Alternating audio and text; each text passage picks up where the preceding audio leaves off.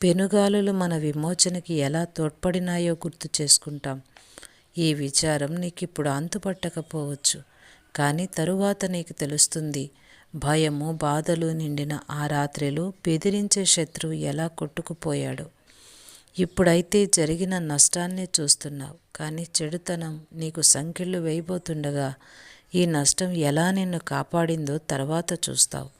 భయంకరంగా వీచే పెనుగాలుల్ని, ఉరిమే మేఘాల్ని చూసి ఇప్పుడు బెదిరిపోతున్నావు, కానీ అవి నాశనపు సముద్రాన్ని 2 పాయలుగా ఎలా చేసినాయో, వాగ్దాన దేశానికి ఎలా దారి చూపినాయో తరువాత చూస్తావు.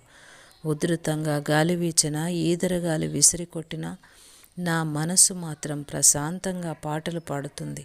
తరంగాలపై వెళ్ళేది నా దేవుడేనని, ఏ ఉపద్రవమో రానే రాదని. యెహోవా ఆ పగలంతయు ఆ రాత్రి అంతయు ఆ దేశం మీద తూర్పుగాలిని విసరచేసెను. ఉదయమందు తూర్పుగాలికి మిడతలు వచ్చెను.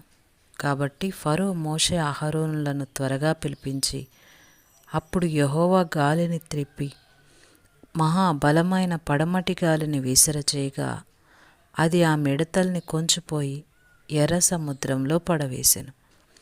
ఐగుప్తు సమస్త ప్రాంతములలో ఒక్క మిడత అయినను మిగలలేదు. నిర్గమకాండం 10వ అధ్యాయం 13-19 వచనాలు. గడిచిన కాలంలో క్రూరుడైన ఫరోతో తన ప్రజల కోసం దేవుడు ఎలా పోరాడాడో చూడండి. మహాబలమైన పెనుగాలులు ప్రజల విమోచనలో పాలు పంచుకున్నాయి.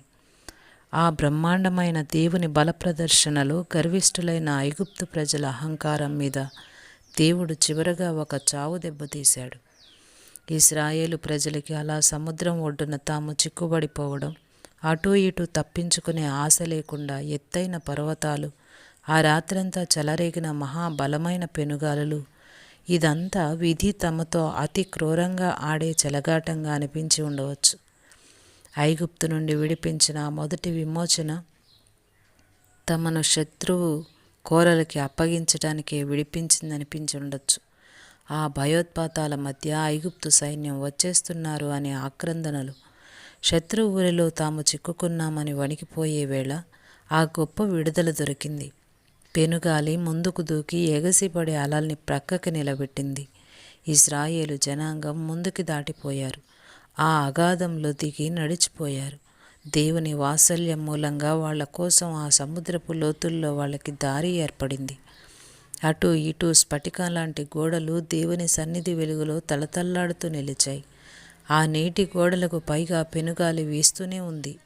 ఆ రాత్రంతా ఆ గాలి అలా నీటిని నిలబెట్టే ఉంచింది. ఉదయమయ్యే వరకు ఇశ్రాయేలీలందరూ అవతలి ఒడ్డున కాలు మోపే వరకు ఆ పెనుగాలి తన పనిని విరమించుకోలేదు. పెనుగాలి దేవుని పని చేసిందంటూ దేవునికి స్తుతిగీతాలు పాడారు వారు. శత్రువు అనుకున్నాడు, వాళ్ళని తరుముతాను, వాళ్ళని కలుసుకుంటాను, దోపుడు సొమ్ము దక్కించుకుంటాను. అయితే నీవు నీ గాలిని విసిరకొట్టావు, సముద్రం వారిని కప్పింది. వారు మహా అగాధమైన నీళ్లలో సీసంలాగా మునిగిపోయారు. ఒక రోజున దేవుని దయ వల్ల మనం కూడా స్ఫటిక సముద్రంపై నిలబడతాం.